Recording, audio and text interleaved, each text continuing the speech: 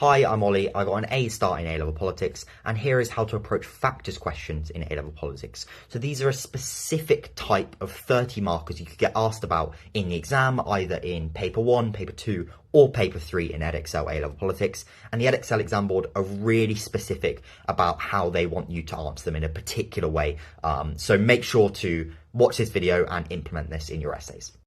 So factors questions are questions such as evaluate the view that the competence of the government is the most important factor determining the results of elections, or evaluate the view that leadership is the most important factor determining the success of pressure groups, or evaluate the view that party policy is the most important factor determining voting behaviour in UK elections. These are questions that highlight a particular factor and ask you to compare its importance with a number of other factors, effectively. And what you might be inclined to do is to do one paragraph on the named factor and then 2 paragraphs on the other factors, for against in each of them. And even though this might seem logical, the exam board want you to do something very specific. In these factors questions, they want the named factor to be in every paragraph. So if it's evaluate the view that party policy is the most important factor determining voting behaviour, party policy has to be in every single paragraph.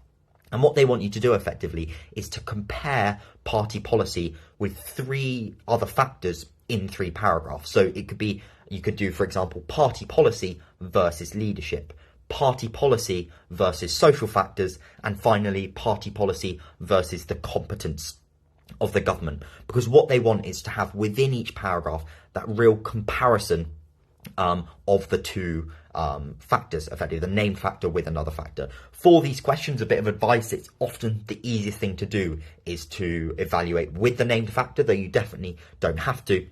And what you want to do is to make sure there's that explicit comparison and that you're not just repeating the same argument for party policy in the 3 paragraphs. So what you want to do really is make sure it's really compared with the other factor.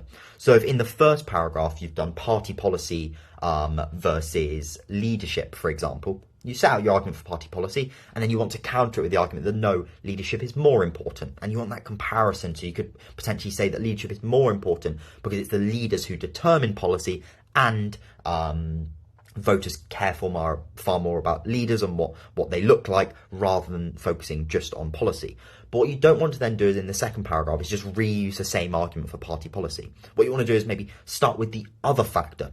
So let's say we're starting with government competence. We're saying, no, competence is far more important a factor in determining voting behaviour than party policy is. You then want to counter with an argument that no, party policy is even